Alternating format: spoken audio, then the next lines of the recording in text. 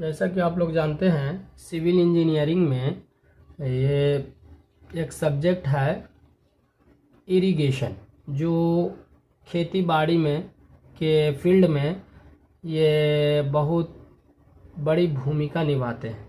बिना इंजीनियरिंग का मतलब खेती का या फसलों का सिंचाई करना बहुत मुश्किल था। तो ये सिविल इंजीनियरिंग का एक सब्जेक्ट है, तो यहाँ से बीटीएस जेई में क्वेश्चन आ सकते हैं। तो पहला चैप्टर हम लोग देखते हैं इसे रीडिंग देकर कि क्या क्या इसमें है।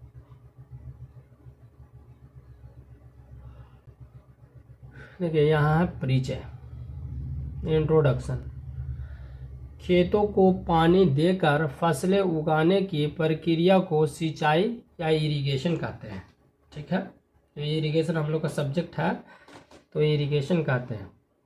पौधे की बढ़ोतरी बनाए रखने के लिए मिट्टी में नमी बनाए रखना आवश्यक होता है। यह नमी आदि वर्षा से ही प्राप्त हो जाती है, तो सिंचाई की कोई आवश्यकता नहीं होती। सिंचाई की कोई आवश्यकता नहीं होती। यदि वर्षा के आवश्यक नमी प्राप्त नहीं होती है, तो खेत की सिंचाई कर उसमें आवश्यक नमी बनाए रखनी होती है, ताकि नमी की कमी के कारण फसल की उपज पर प्रतिकूल प्रभाव न पड़े। सिंचाई संबंधी सभी कार्यों का आयोजन, अभिकल्पन तथा निर्माण सब सिंचाई इंजीनियरिंग के अंतर्गत आते हैं। जिस इंजीनियरिंग की देखरेख में सब सिंचाई कार्य होते हैं, उसे सिंचाई इंजीनियरिंग, इरिगेशन इंजीनियरिंग कहते हैं। वास्तव में सिंचाई इंजीनियर के दो पहलू हैं। पहला इंजीनियर, दूसरा कृषि संबंधी। इंजीनियरी पहलू के अंतर्गत बांध, बैराज, दीवारें, नहरें। इंजीनियरी पहलू के अंतर्गत बांध वगैरह नहरें, प्राप्त escape, hand work, head regulator, cars regulator तथा कार्स ड्रेनेज कार्य इत्यादि सब आ जाते हैं। कृषि संबंधित पहलू के अंतर्गत सभी तरह की फसलों का ज्ञान, सभी तरह की फसलों के लिए आवश्यक पानी की मात्रा तथा फसल काल में पानी का वितरण, विभिन्न तरह की मिट्टियों के गुणों की जानकारी तथा बंजर भूमि को कृषि लायक बनाने इत्यादि जैसे सब कार्य आ जाते हैं। जलमग्न भूमि, वाटर लॉग्ड लैंड को किस तरह फिर उपजाऊ बनाया जा सकता है तथा कौन सी फसल कौन से मौसम में बोई जाती है, सबका ज्ञान सिंचाई इंजीनियरिंग को होना चाहिए। सिंचाई की आवश्यकता, नेसेसिटी ऑफ इरिगेशन। भारत एक कृषि प्रधान देश है, इसलिए इस देश की आर्थिक दशा बहुत कुछ कृषि पर निर्भर करती है। के लिए इस देश में खेती की पैदावार बहुत होनी चाहिए, जिसके लिए देश में सिंचाई साधनों का व्यापार तथा सुव्यवस्थित होना बहुत आवश्यक है। पानी का मुख्य स्रोत वर्षा है। फसलों के पौधों की बढ़ोतरी बनाए रखने के लिए खेत में एक निश्चित नमी बनाए रखना जरूरी होता है। यह नमी यदि वर्षा से ही पूरी हो जाती है तो सिंचाई की कोई आवश्यकता नहीं होती, लेकिन ऐसी आदर्श परिस्थितियां बहुत कम जगह पाई जाती है। या तो वर्षा आवश्यकता से कम होती है, और यदि वर्षा समुचित मात्रा में होती भी है तो यह उपयुक्त अंतराल इंटरवल पर नहीं होती।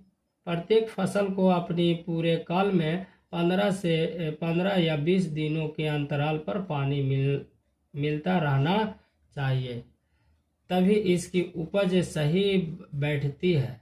वर्षा एक प्राकृतिक साधन है जिसका कोई विश्वास नहीं हो सकता। फसल को पानी की बहुत ज़रूरत हो और वर्षा फेल हो जाए, कम वर्षा से फसल की उपज पूरी नहीं बैठती, और वर्षा के उचित अंतराल पर न होने से भी उपज पर प्रतिकूल प्रभाव होता है। फसल की अधिकतम उपज प्राप्त करने के लिए पानी उचित अंतराल पर समुचित मात्रा में मिलता रहना चाहिए, और यह केवल सिंचाई व्यवस्था से ही संभव है, केवल वर्षा से नहीं। निम्नलिखित कारणों से सिंचाई व्यवस्था स्थापित करना आवश्यक होता है। वर्षा की कमी, लेस रेनफॉल। जैसा कि ऊपर बताया जा चुका है कि यदि वर्षा फसल की आवश्यकता से कम होती है तो फसल को आवश्यक पानी उपलब्ध कराने के लिए सिंचाई का होना आवश्यक होता है। समय पर वर्षा न होना, अल्टीमेटली रेनफॉल। कई जगह ऐसा होता है कि वर्षा तो काफ़ी हो जाती है लेकिन उचित समय पर नहीं होती। ऐसी परिस्थिति के लिए भी सिंचाई व्यवस्था का होना आवश्यक होता है, ताकि व्यवस्था के समय फसल को उपलब्ध हो सके। मूल्यवान या कैश या कॉमर्शियल फसलों का उगाना। वर्षा प्राकृतिक साधन होने के कारण इस पर विश्वास नहीं समय पर हो या न हो, इससे मूल्यवान या कॉमर्शियल फसलें नहीं उगाई जा सकती, क्योंकि इन फसलों को समय पर पानी मिलता रहना बहुत आवश्यक होता है, जो कि केवल सिंचाई से ही संभव है। वर्षा में फसलें लेना संभव है। किसी जगह पर वर्षा में केवल एक फसल के लिए वर्षा समुचित हो, वर्ष में दूसरी फसल लेने के लिए सिंचाई की आवश्यकता हो सकती है। वैसे भी गन्ने जैसी फसलें जो साल भर तक खेत में रहती है के लिए वर्षा ऋतु के बाद पानी सिंचाई से ही उपलब्ध होता है। सिंचाई से लाभ, बेनिफिट ऑफ इरिगेशन।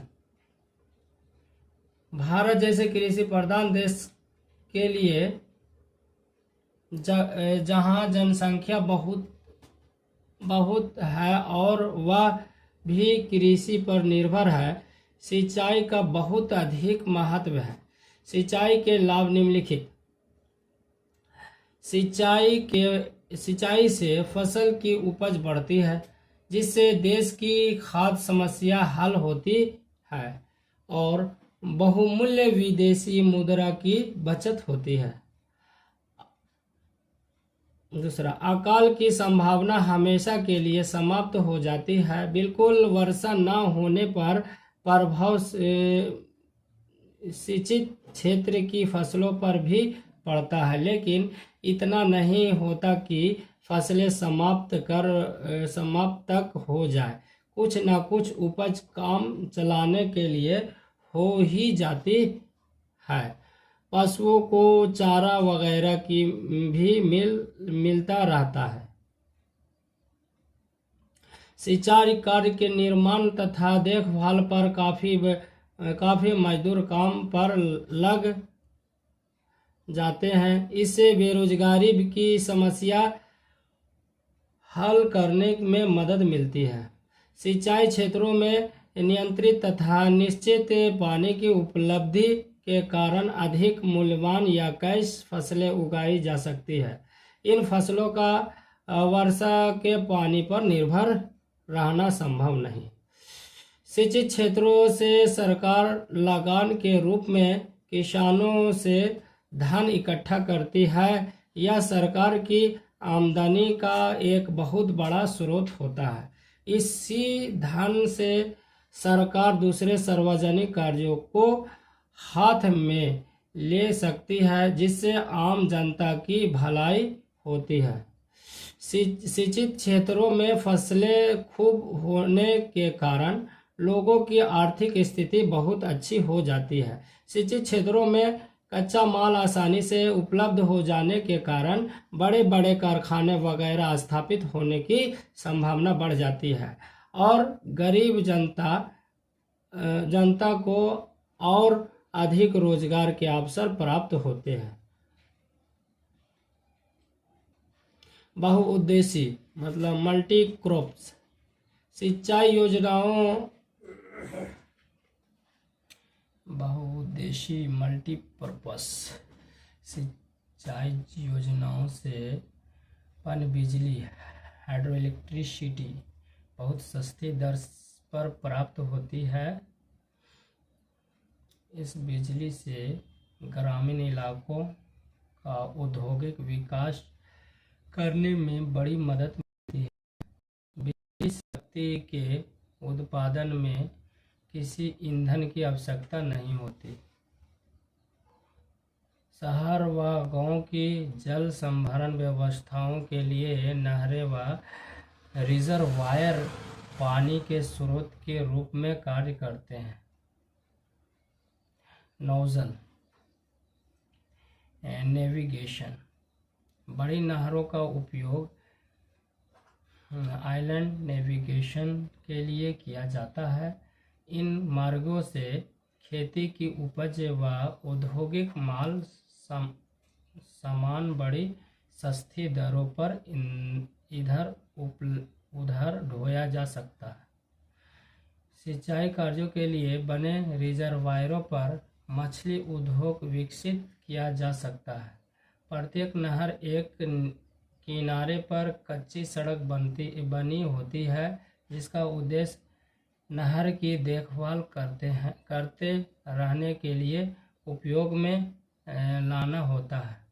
इस सड़क को पटरी या निरीक्षण सड़क कहते हैं। जिन क्षेत्रों में सड़क या रेलवे लाइन नहीं होती, नहर की पट्टी ही एकमात्र यात्रा का साधन होती है। नहर में से रिश्ते पानी का उपयोग करने के लिए नहर के दोनों किनारों पर पेड़ लगा दिए जाते हैं। इन पेड़ों की लंबी कतारों से क्षेत्र की सुंदरता बढ़ती है तथा सरकार के लिए आमदनी का अच्छा साधन बन जाता है। यात्रियों को आराम के लिए इनसे छाया मिलती है। लकड़ी के पेड़ों से क्षेत्र में वर्षा की संभावना बढ़ती जाती है तथा भूमि का कटाव रुक जाता है। सिंचित क्षेत्रों में भूमिगत जलस्तर धीरे धीरे ऊपर आ जाता है। इससे नलकूप लगाने संभव हो जाते हैं तथा सिंचाई के लिए अधिक साधन उपलब्ध हो जाते हैं।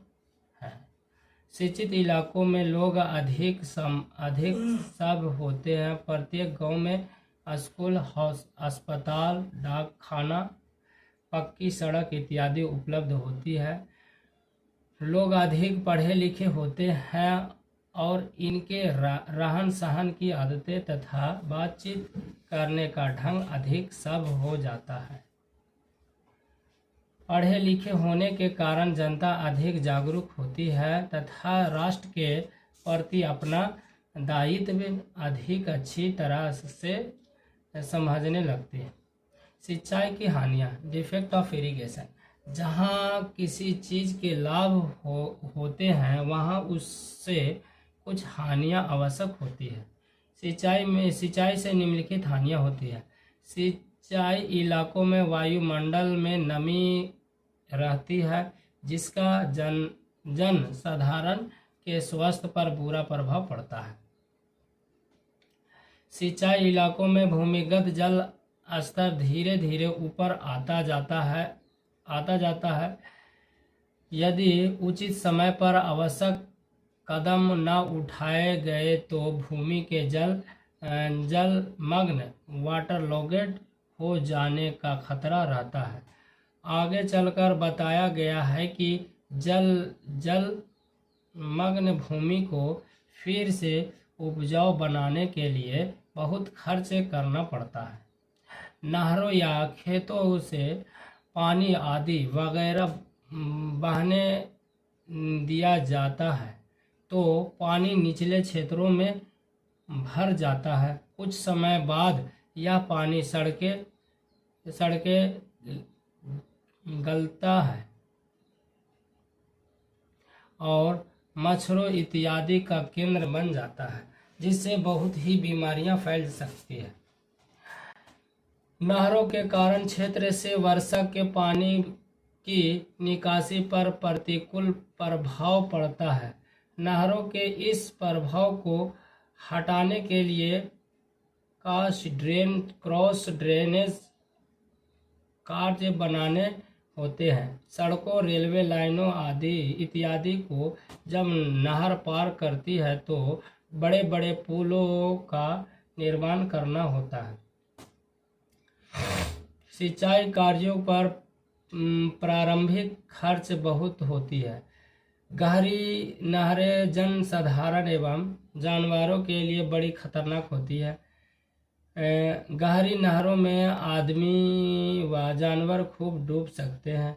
सिंचित इलाकों में लोग अधिक धनवान हो जाते हैं और अपना महत्व दूसरे से अधिक समझने लगते हैं।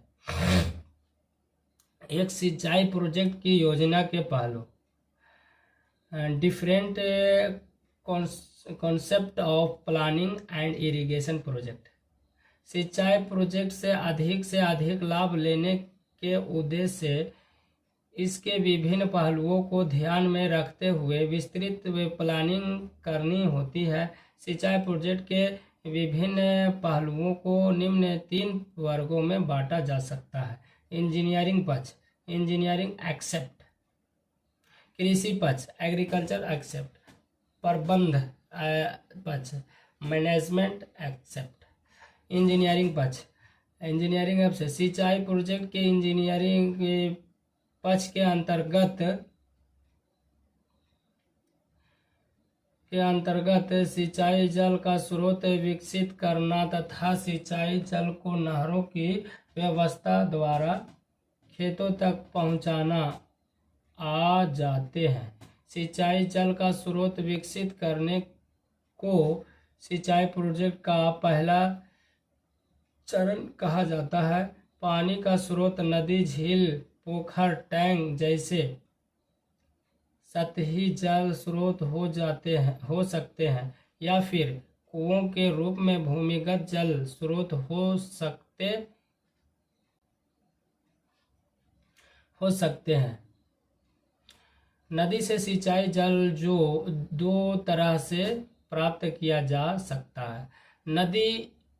यदि नदी में वर्षा के दिनों में पानी बहुत होता है तथा सूखे मौसम में या तो नदी सूख जाता है या पानी का बहाव बहुत कम हो जाता है तो नदी में बांध बनाकर वर्षा के दिनों का फालतू जल इकट्ठा कर लिया जाता है जो सूखे मौसम में सिंचाई हेतु काम में लिया जा सकता है। विपरीत, यदि नदी में वर्षा भर समुचित पानी रहता है तथा सिंचाई की आवश्यकता हेतु जल हमेशा उपलब्ध रहता है, तो नदी में वियर या बैराज बनाकर पानी का तल उठाकर नहरों के जाल के माध्यम से खेतों तक सिंचाई हेतु पहुंचाया जाता है।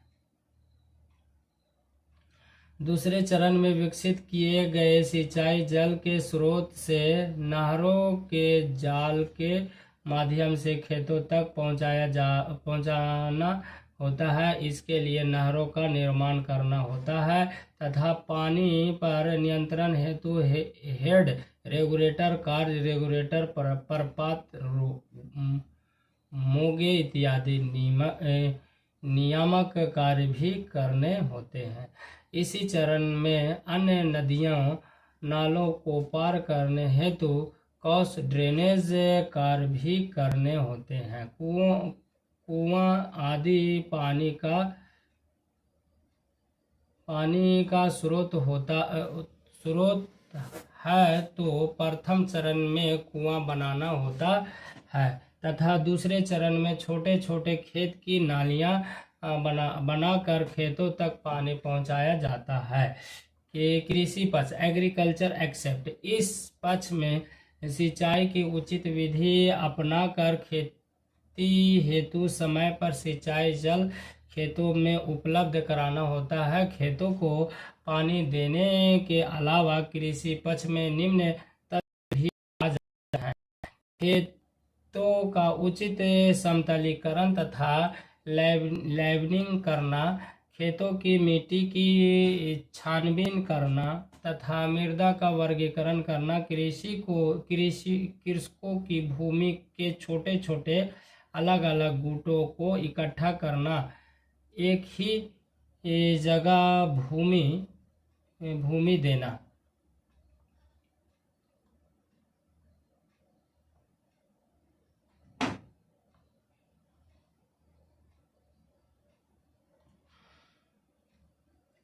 कच्चे या पक्के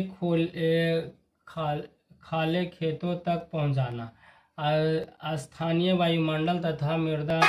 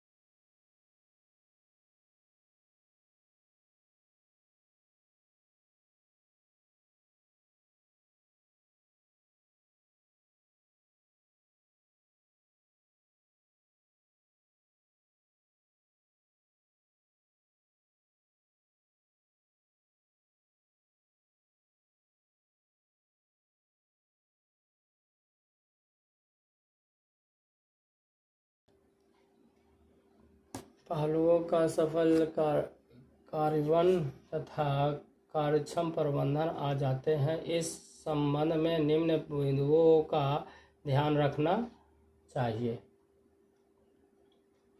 प्रबंध पक्ष में वैज्ञानिक विधि द्वारा खेती करने पर अधिक जोर देना चाहिए तथा खेती के सभी निवेश पर प्रभावी नियंत्रण रखना चाहिए, जिससे कम से कम निवेश करने अधिक से अधिक उत्पादन किया जा सके। प्रबंध का महत्व बताने हेतु किसानों को प्रचार माध्यमों द्वारा शिक्षित किया जाना चाहिए। किसानों को शिक्षित जल का वितरण उनकी कृषि भूमि के अनुपात में, जिसे बाराबंदी कहते हैं, करना चाहिए। जिस किसानों के अधिकतर झगड़े पानी के वातावरण पर ही होते हैं। अंततः इंजीनियर को पानी वितरण बहुत ही सावधानी से करना चाहिए तथा ऐसी व्यवस्था होनी चाहिए कि किसी एक किसान की कीमत पर किसी दूसरे किसान को लाभ ना हो। किसानों के अलग अलग जगह छोटे छोटे भूमि के टुकड़ों को इकट्ठा करके एक जगह से दूसरे जगह देना चाहिए। इससे कृषि पैदावार बढ़ जाती है। किसानों से सिंचाई जल की उपज में लगान वसूल प्रभावी होना चाहिए। जल प्रबंधन प्रभावी रूप से लागू करके सिंचाई जल का नष्ट होना रोकना चाहिए तथा सिंचाई के दुष्प्रभावों से बचने के उपयोग करने चाहिए। सिंचाई की किस्में। सिंचाई की विभिन्न किस्में नीचे प्रवाह के चित्र फ्लो डायग्राम में दिखाया गया है। Irrigation, gravity flow irrigation, lift, other method. Lift में हो गया चैनल, वेल, ठीक है। ग्रेविटी मतलब पेरेंशियल और नॉन पेरेंशियल, स्ट्रॉन्ग इनोंडेशन, प्रवाह या बहाव या प्रवाह सिंचाई, बहाव या प्रवाह सिंचाई, फ्लो इरिगेशन। सिंचाई की इस पद्धति में पानी के स्रोत तथा खेत के तल इस तरह से होते हैं कि स्रोत से पानी गुरुत्व प्रभाव से ही बहुत बहता हुआ स्रोतों तक पहुंच जाता है। प्रवाह सिंचाई को आगे फिर 4 भागों में बांटा जा सकता है। बारहमासी सिंचाई, पेरेनियल इरिगेशन। बारहमासी सिंचाई में सिंचाई जल 12 महीने नहरों में बहता है। यदि नदी में आवश्यक पानी की मात्रा हमेशा बनी रहती है तो नदी में पानी इकट्ठा करने की कोई आवश्यकता नहीं होती। वियर या वैराज बनाकर पानी का तल ऊंचा उठा दिया जाता है ताकि नदी का पानी नहर में जा सके। वियर या वैराज का मुख्य उद्देश्य पानी इकट्ठा करना नहीं बल्कि इसका तल ऊंचा उठाना है। यदि वर्षा के दिनों में नदी में पानी बहुत हो लेकिन वर्षा के बाद इसमें पानी बहुत कम हो जाता हो या सूख भी जाता हो तो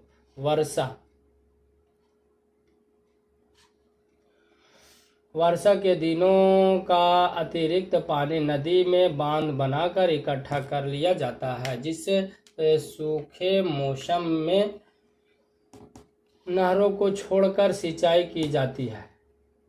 6 मासी सिंचाई, नॉन पेरेनियल इरिगेशन। यदि नदी में पानी केवल वर्षा ऋतु से ही बहता है और वर्षा ऋतु में इतना पानी उपलब्ध नहीं होता कि इसे इकट्ठा कर साल भर सिंचाई की जा सके, तो इसे क्षेत्रों में केवल एक ही फसल के लिए पानी दिया जाता है। ऐसी सिंचाई व्यवस्थाओं को छापासी सिंचाई, नॉन पेरेनियल और सेशनल इरिगेशन व्यवस्था कहते हैं, क्योंकि नहरों में केवल एक फसल के लिए ही पानी रहता है। इसलिए इन नहरों को मौसमी नहरें, सेशन कैनल भी कहते हैं। इस सिंचाई को मौसमी सिंचाई, सेशन इरिगेशन कहते हैं। संचयगार सिंचाई, स्टोरेज रिजर्वायर इरिगेशन, झीलों, तालाबों या बांध बनाकर इकट्ठे किए हुए पानी से यदि सिंचाई की जाती है तो इसे संचयागार सिंचाई, स्टोरेज रिजर्वायर इरिगेशन कहते हैं। बाढ़ सिंचाई इरिगेशन। बाढ़ सिंचाई में नहरों में पानी पर नियंत्रण रखने की आवश्यकता पड़ाई नहीं होती। नहरें भी खोदी नहीं जाती, बल्कि प्राकृतिक रूप से बनी ड्रेनेज नालियों को ही ठीक ठाक कर नहर की शक्ल दे दी जाती है। बाढ़ के दिनों में नदी के पानी का तल बढ़ जाता है और बाढ़ का पानी अपने आप इन शहरों में बह निकलता है। इन नहरों से पानी छोटी नदियों में ले जाया जाता है तथा खेतों में दिया जाता है। बाढ़ के दिनों में भी इन नहरों में पानी उपलब्ध होता है तथा खेतों में पानी खूब भर कर इन्हें एक ही बार अच्छी तरह संतरित कर दिया जाता है। नहरों पर head works, head regulator, cross regulator जैसा नियंत्रक कार्य प्राय नहीं होते। इन नहरों में पानी पर नियंत्रण न होने के कारण कई बार बाढ़ का पानी बहुत अधिक मात्रा में इनमें आ जाता है। इससे कई बार लहरें टूट जाती है तथा पूरे क्षेत्र में बाढ़ की सी स्थिति उत्पन्न हो जाती है। लिफ्ट सिंचाई, लिफ्ट इरिगेशन। इस सिंचाई में स्रोत से खेतों तक पानी अपने आप गुरुत्व प्रभाव में पानी बहता, बल्कि पानी पंप करके पहले उठाना होता है। कुओं से पानी उठाकर सिंचाई कराना लिफ्ट सिंचाई का एक उदाहरण है। भारत में सिंचाई योजनाओं का विकास, development of irrigation in India. Bharat, मिस्र का चीन में बहुत पुराने समय से ही लोग सिंचाई के बारे में जानते थे, लेकिन सभ्यता के प्रारंभिक काल में जनसंख्या बहुत कम होने के कारण सिंचाई कार्यों का कोई विशेष महत्व नहीं था। शुरू में फसलें वर्षा पर ही उगाई जाती थी, लेकिन धीरे धीरे मानव ने अपनी पानी की आवश्यकताओं को पूरी करने के लिए नदियों का उपयोग करना प्रारंभ कर दिया। शुरू में बाढ़ के दिनों में नदियों के किनारे काटकर पानी लिया जाता था तथा नदी के पास के क्षेत्र को अच्छी तरह से जल संतरित कर लिया जाता था। लेकिन इस तरह से पानी लेने से बाढ़ के पानी पर कई बार नियंत्रण नहीं रहता था तथा इससे बहुत हानि होती थी। मुगल साम्राज्य काल में बाढ़ नहरें बनाई गई थी।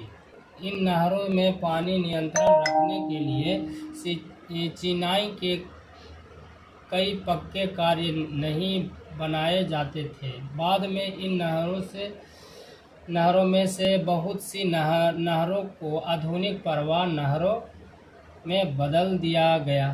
पाकिस्तान के सिंध क्षेत्र में बाढ़ नहरें अभी भी प्रचलित है।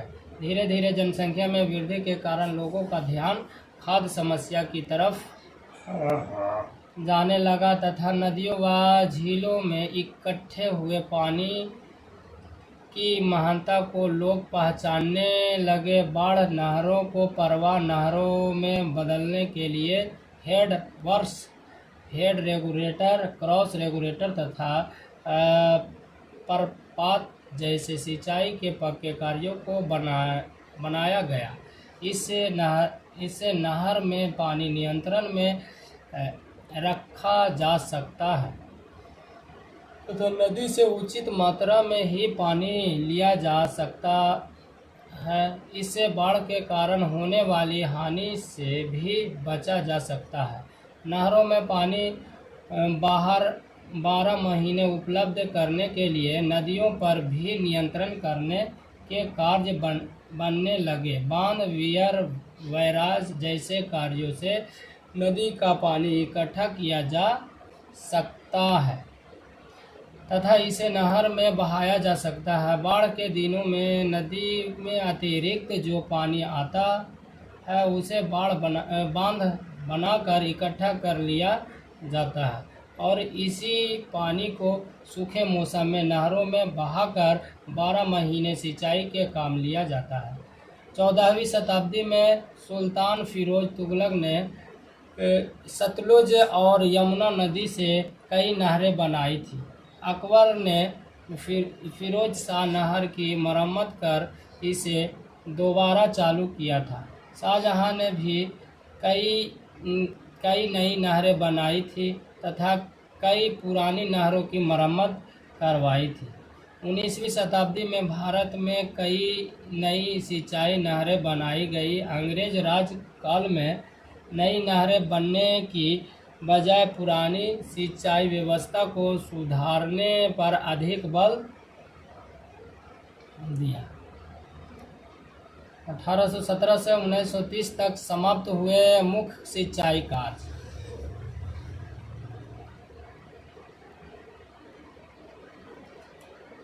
वेस्टर्न यमुना कैनल बना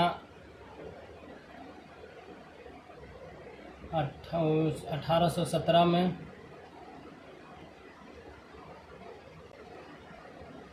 दिया गया था। सन 1817 में वेस्टर्न यमुना कैनल ने भारत में कार्य करना प्रारंभ किया था। भारत में यह सबसे बड़ा सिंचाई कार्य था। 1856 में अपर गंगा कैनल बनी, जिसके बाद पंजाब में अपर बैरी दौर कैनल और गोदावरी और कृष्णा डेल्टा प्रणालियाँ बनाई गई। 1817 से 1930 तक भारत में जो सिंचाई नहरें बनी सारणी 1.1 में दिखाई हुई है।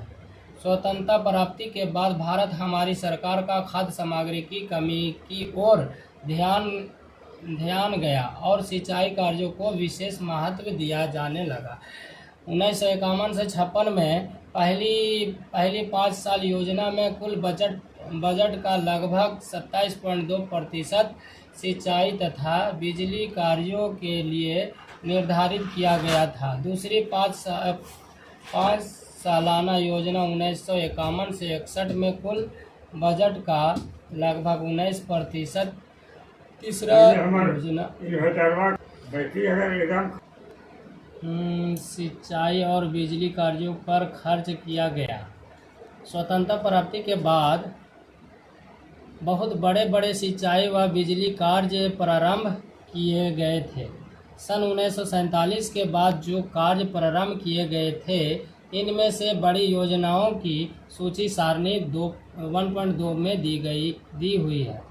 भारत में लगभग 1135 लाख हेक्टेयर भूमि सिंचाई योग्य है, जिसके लगभग 30% क्षेत्र में सिंचाई सुविधाएं उपलब्ध है। विश्व में सबसे अधिक सिंचाई योग्य भूमि सारणी 1.2।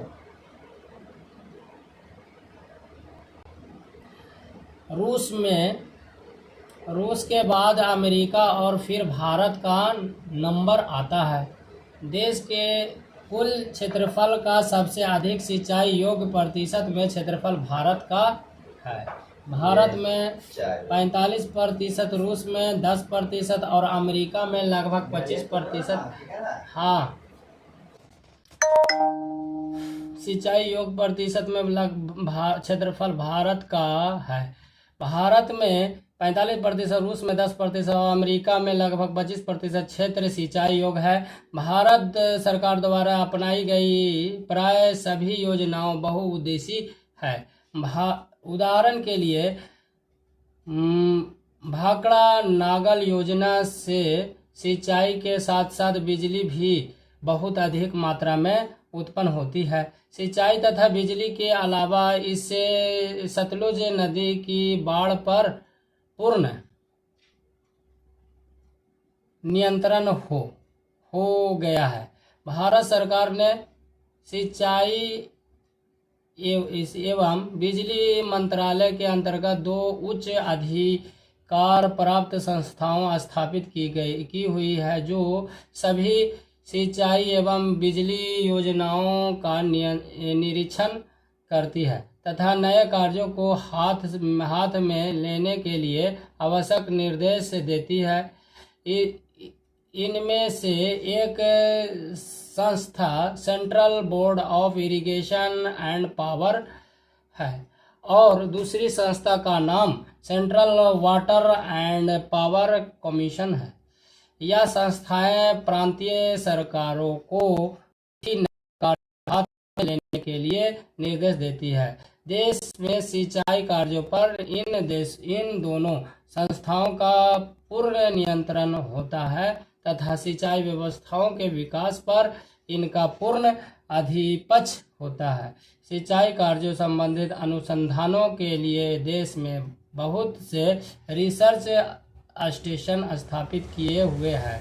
सिंचाई संबंधी समस्याओं पर इन स्टेशनों में अनुसंधान किया जाता है और आवश्यक सलाह दी जाती है। भारत के विभाजन से पहले पंजाब प्रांत में सिंचाई व्यवस्था इतनी विकसित थी कि विश्व में शायद ही कहीं ऐसी व्यवस्था हो, लेकिन विभाजन के बाद बहुत सी विकसित